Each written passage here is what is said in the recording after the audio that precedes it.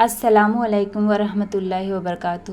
پیارے دوستو، محرم کی 10 تاریخ میں کیے جانے والے 10 ضروری کام اور دعائے عاشورہ، ان کاموں کو کرنے سے آپ کی مرادیں پوری ہو جائیں گی اور آپ کے گھروں میں خوشحالی اور برکتیں آ جائیں گی۔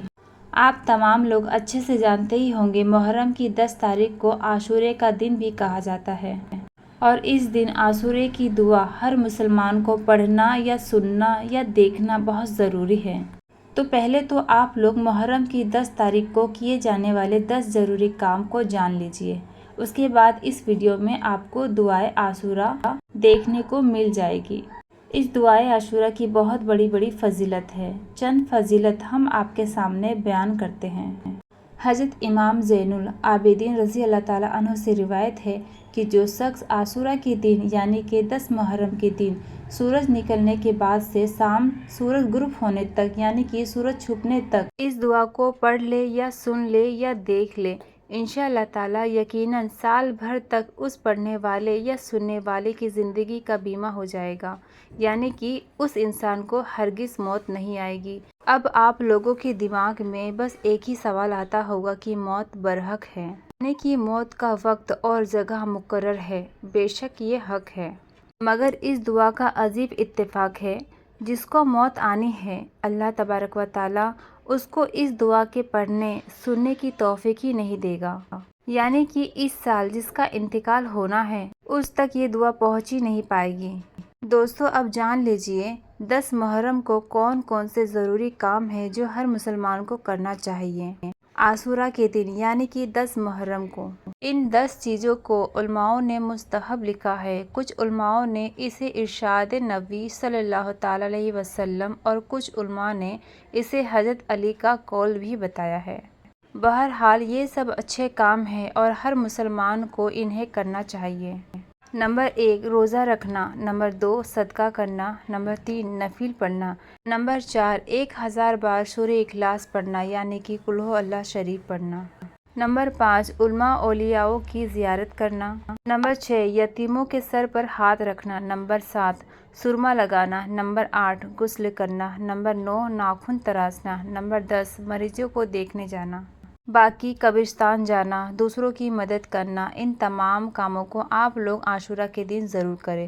اب آپ نے ایک سوال اور سنا ہوگا کہ عاشورہ کے دن یعنی 10 محرم کے دن غسل کرنا کیوں ضروری ہے؟ وہ اس لیے ضروری ہے کیونکہ اس دن زمزم کا پانی تمام پانی میں پہنچایا جاتا ہے۔ عاشورہ کے دن غسل کرنے والا پورے سال تمام بیماری اور جادو ٹونے سے محفوظ رہے گا، اس لیے غسل کو عاشورہ کے دن ضروری بتایا گیا ہے۔ جو شخص بھی عاشورہ کے دن غسل کرے وہ ایسے مانے کہ اس نے زمزم کے پانی سے غسل کر لیا ہے۔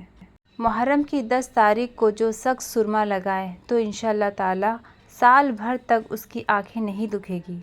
اس کی دلیل ہے در مختار صفحہ نمبر 23۔ محرم کی 10 تاریخ کو روزہ رکھنا بہت بڑا ثواب ہے۔ ابتدائے اسلام میں یہ روزہ رکھنا فرض تھا۔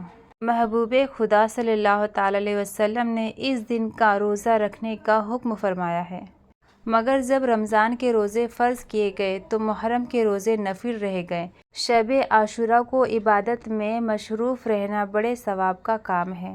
پیارے دوستو، 10 محرم یعنی کہ عاشورے کے دن اللہ پاک نے آسمان اور زمین کو پیدا فرمایا۔ 10 محرم کو جو شخص 2 رکعت نفل پڑھے، اس میں سورہ فاتحہ کے بعد سورہ اخلاص 3 بار پڑھے یعنی کہ قل ہو اللہ شریف پڑھے اور سلام پھیر لے تو اللہ تعالیٰ ایک فرشتہ مقرر فرما دے گا جو اس کے نیک کاموں کو مدد کرے گا اور برے کاموں سے بچائے گا۔